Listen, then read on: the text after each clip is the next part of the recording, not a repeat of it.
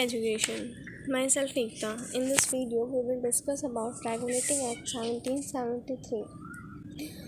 In last video, we had discussed the Hastings Plan 1772. The Regulating Act 1773 was passed by the British Parliament to manage the control on East India Company. The British government appointed the two committees to have a control over the company.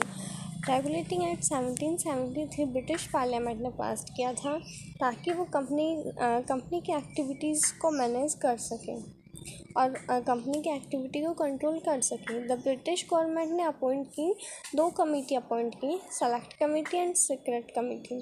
Select committee to inquire into the details of the company's affair, वो company के affairs की details के बारे में inquiry कर रही थी। Secret committee to investigate into affairs of the company and administration of justice of territory. Secret committee investigate करती थी कंपनी के अफेयर्स में एंड एडमिनिस्ट्रेशन ऑफ जस्टिस जो हो रहा था टेरिटरी के अंदर वहाँ। On the recommendation made by the committee regulating act 1773 was passed. दोनों कमेटी ने जो भी रिकमेंडेशन बताई उनके व्यूज़ के ऊपर रेगुलेटिंग एक्ट 1773 को पास किया गया। Let's see the main provision of Regulating Act 1773. Change in Constitution of Company. Company का जो कॉन्स्टिट्यूशन था, जो स्ट्रक्चर था, वो चेंज कर दिया गया था। First major step take under the act was to change the method of appointment and retirement. अब कंपनी ने अपॉइंटमेंट मेथड और रिटायरमेंट मेथड चेंज किया था। ये बहुत इंपॉर्टेंट चेंज हुआ था इसके अंदर, जहाँ कोर्ट ऑफ डायरेक्टर्स के जो इंग्लैंड में बैठा करते थे उनका अपॉइंटमेंट मेथड और रिटायरमेंट मेथड चेंज कर दिया गया था। 24 directors were elected annually by the general court. 24 directors annually elect होते थे जनरल कोर्ट के through, but under the regulating act their tenure was last 4 years। रेगुलेटिंग एक्ट आने के बाद 24 डायरेक्टर्स का जो टेन्योर था वो 4 years के लिए हो गया and 1/4 that is 6 of them were to be retired every year। उनका टेन्योर 4 साल के लिए फिक्स कर दिया गया था। अब 24 डायरेक्टर्स में से 1/4 means the 6 directors were retired every year. वो 6 डायरेक्टर हर साल रिटायर्ड होते थे इन रोटेशन, और बाकी जो सीट थी वो इलेक्शन के थ्रू फुलफ़िल की जाती थी। द वोटिंग पावर वॉज अब जो वोटिंग पावर थी ना वो 1000 पाउंड का स्टॉक जिन शेयर होल्डर्स के पास है वही वोटिंग पावर दी गई थी उन्हीं शेयर होल्डर की जिनके पास में 1000 पाउंड का स्टॉक है। पहले ये 500 था, बट इसको इंक्रीज़ करके 1000 कर दिया गया था।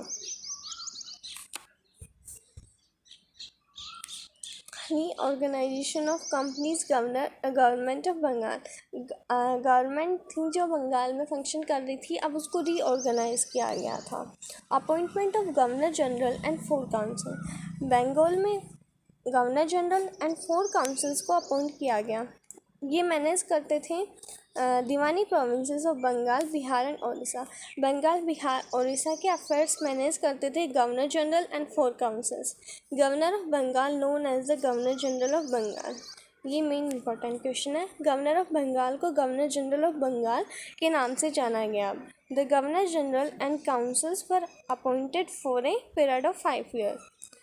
गवर्नर जनरल और काउंसिल्स का जो टेन्योर था वो 5 year फिक्स कर दिया गया था, और वो पहले भी रिमूव किए जाते थे on the recommendation of court of directors के पास में पावर थी कि वो उन्हें पहले भी 5 साल से पहले भी रिमूव कर दें। First governor general was Warren Hasting. Warren Hasting पहले गवर्नर जनरल थे बंगाल के। Decisions of council was based on, councils के डिसीजंस मेजोरिटी वोट पर बेस्ड होते थे। इन केस ऑफ टाई, अगर जो टाई हो जाता है वहाँ तो कास्टिंग वोट अप्लाई होती थी, अदरवाइज़ वो मेजोरिटी वोट पर बेस्ड होते थे उनके decisions.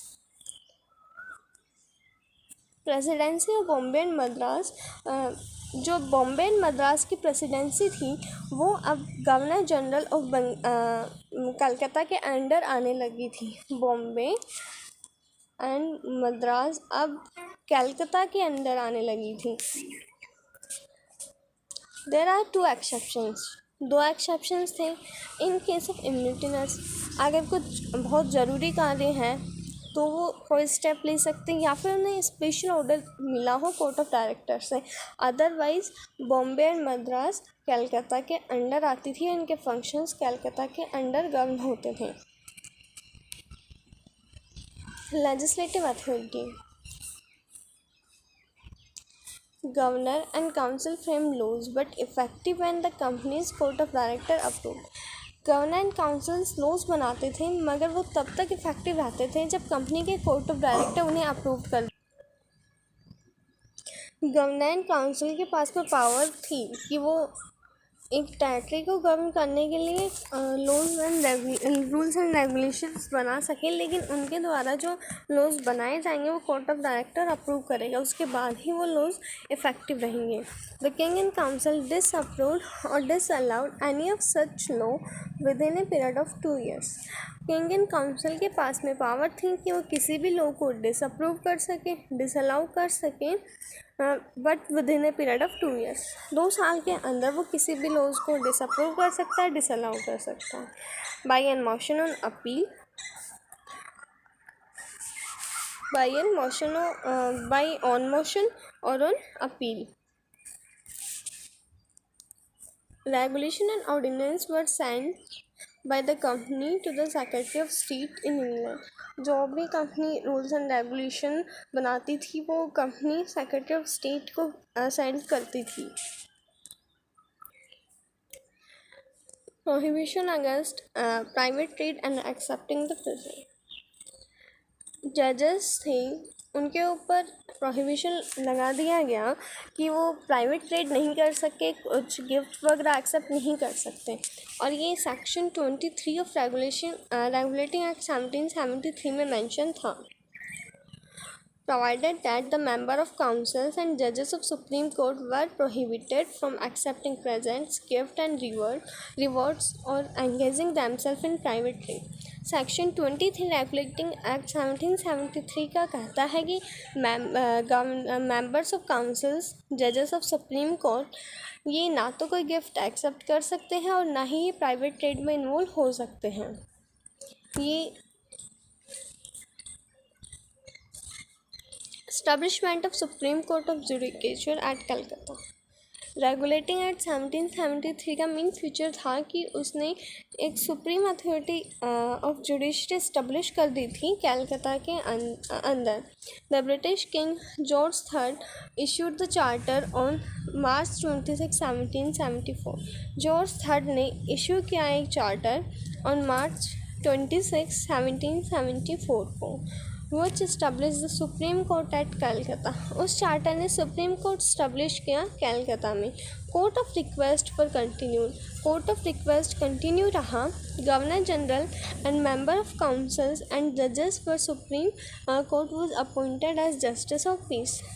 Governor general, member of council, जजेस ऑफ सुप्रीम कोर्ट को वो लोग एक्ट करते थे जस्टिस ऑफ पीस की तरह। Sir Elijah Impey was the first chief justice of supreme court in Fort William. Sir Elijah Impey पहले चीफ जस्टिस थे सुप्रीम कोर्ट के। मेन फीचर था द रेगुलेटिंग एक्ट 1773 का कि इसने सुप्रीम कोर्ट स्टैब्लिश किया था कलकत्ता में, और ये चार्टर किसने इशू किया था? जॉर्ज III ने, मार्च 26, 1774। इस चार्टर के अंडर सुप्रीम कोर्ट स्टैब्लिश हुआ। Governor general, member of councils, जजेस ऑफ सुप्रीम कोर्ट एक्ट करते थे जस्टिस ऑफ पीस की तरह। Sir Elijah Impey first chief justice थे सुप्रीम कोर्ट के। Let's see the merits of Regulating Act 1773। Supreme court had the jurisdiction to issue writ. Supreme court के पास में power थी कि वो रिट इशू कर सकें, बट 1781 सेटलमेंट एक्ट 1781 के में जो आया था उसमें सुप्रीम कोर्ट से ये पावर ले ली गई थी। सुप्रीम कोर्ट के पास में पावर नहीं थी कि वो रिट इशू कर सके 1781 के बाद। British rule establish over the company. British crown के अंडर अब कंपनी वर्क कर रही थी। कंपनी की सारी एक्टिविटी ब्रिटिश के अंडर थी। Establishment of supreme court was a unique feature. Supreme court का एस्टेब्लिशमेंट ही एक यूनिक फीचर था, क्योंकि एक higher court of judiciary established हुआ था कलकत्ता में। Judiciary and executive separate for first time. Judiciary and executive separate हो चुकी थी अब। Judges were expert in law. The judges of Supreme Court were well known of laws. They are professional expert. Private trade was banned. Private trade ban कर दिया गया था। 1773 के under जजेस थे या फिर मेंबर्स ऑफ काउंसिल्स थे, वो अब प्राइवेट ट्रेड नहीं कर सकते थे, वो गिफ्ट भी एक्सेप्ट नहीं कर सकते थे। Demerits of Regulating Act 1773. Confusion between Supreme Court and company. Company and supreme court के बीच में कन्फ्यूजन चल रहा था। Law administered by the supreme court was not clear. Law जो सुप्रीम कोर्ट यूज़ करता था वो क्लियर नहीं थे। Supreme court English law use करता था मेनली, बट नेटिव्स के ऊपर वो लॉ अप्लाई करना क्या सही था। Conflict between supreme court and supreme council. Supreme court और सुप्रीम काउंसिल्स के बीच में कॉन्फ्लिक्ट होने लगा। इनकी रिलेशनशिप जो थी supreme court and supreme council की, वो वेल डिफाइंड नहीं थी। Power of supreme court was not clear and the jurisdiction of supreme court was not clear. Power थी सुप्रीम कोर्ट की, वो क्लियर नहीं थी। Governor general had no veto power. Governor general के पास में वीटो पावर नहीं थी। Let's revise what we had done. The Regulating Act 1773 ये ब्रिटिश पार्लियामेंट ने पास किया था ताकि वो ईस्ट इंडिया की एक्टिविटीज़ पर अपना कंट्रोल कर सके। पार्लियामेंट ने 2 कमेटी अपॉइंट की थी, select and secret. Select committee inquire करती थी details of company, secret investigate into affairs of company. इन दोनों कमेटी के रिकमेंडेशन के ऊपर ही रेगुलेटिंग एक्ट 1773 को पास किया गया। मेन प्रोविजन थे change in constitution of company. Company के कोर्ट ऑफ डायरेक्टर्स थे, उनका अपॉइंटमेंट एंड रिटायरमेंट मेथड को चेंज किया गया। अब उनका टेन्योर 4 ईयर्स के लिए फिक्स किया गया और 1/4 मेंबर्स रिटायर्ड होते थे एवरी ईयर। और द वोटिंग पावर उन्हीं शेयर होल्डर को दी गई जिनके पास में स्टॉक था 1000 पाउंड का। Reorganisation of company's government of Bengal. Company's government of Bengal को रीऑर्गेनाइज कर दिया गया। Governor and councils 4 councils appoint किए गए बंगाल, बिहार एंड उड़ीसा के अफेयर्स को मैनेज करने के लिए। गवर्नर एंड काउंसिल्स का टेन्योर फिक्स किया गया 5 ईयर्स का, और ये रिमूव किए जा सकते थे by the court of directors before the term. First governor general Warren Hasting था और गवर्नर बॉम्बे एंड मद्रास अब जो थी वो कलकत्ता प्रेसिडेंसी के अंडर आती थी। और legislative authority, governor and council के पास में पावर थी कि वो लॉज बना सके, बट वो अप्रूव्ड होनी चाहिए कोर्ट ऑफ डायरेक्टर के through. And king and council के पास में पावर थी कि वो किसी भी लॉ को डिसअलाउ कर सकते थे with in the period of 2 year. Prohibition against private trade and accepting present. Section 23 ने प्रोहिबिशन लगा दिया कि मेंबर्स ऑफ काउंसिल एंड जजेस थे सुप्रीम कोर्ट की, वो गिफ्ट में एक्सेप्ट नहीं कर सकते और वो प्राइवेट ट्रेड में भी इन्वॉल्व नहीं होंगे। Establishment of supreme court of judicature at Calcutta. George III ने चार्टर इशू किया मार्च 26, 1774 को, जिसे इस्टेब्लिश किया सुप्रीम कोर्ट ऑफ कलकत्ता में।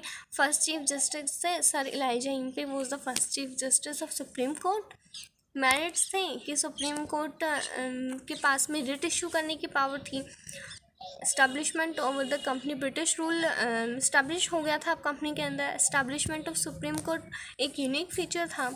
जुडिशरी और एग्जीक्यूटिव सेपरेट हो चुकी थी। जजेस थे वो वेल नोन थे, लोग के प्रोफेशनल एक्सपर्ट थे वो लोग। प्राइवेट ट्रेड बैन हो गया था। एंड डीमेरिट्स वर कन्फ्यूजन था सुप्रीम कोर्ट एंड कंपनी के बीच में। लॉ एडमिनिस्ट्रेट जो हो रहा था वो क्लियर नहीं था, क्योंकि सुप्रीम कोर्ट लॉ अप्लाई करता था, वो इंग्लिश लॉ अप्लाई करता था। बट नेटिव्स थे, उनको ये पसंद नहीं था कि उनके रिलीजन्स मैटर में या फिर उनके मैटर्स में इंग्लिश लॉ अप्लाई हो। कॉन्फ्लिक्ट हो रहा था supreme court and supreme councils के बीच में। इनकी जो रिलेशनशिप थी ना वो क्लियरली डिफाइंड नहीं थी। Power of supreme court well define नहीं थी। सुप्रीम कोर्ट का जुरिडिक्शन भी वेल डिफाइन नहीं था। गवर्नर जनरल के पास में कोई वीटो पावर नहीं थी। That's enough for today. Let's meet in new video. Thanks for watching the video.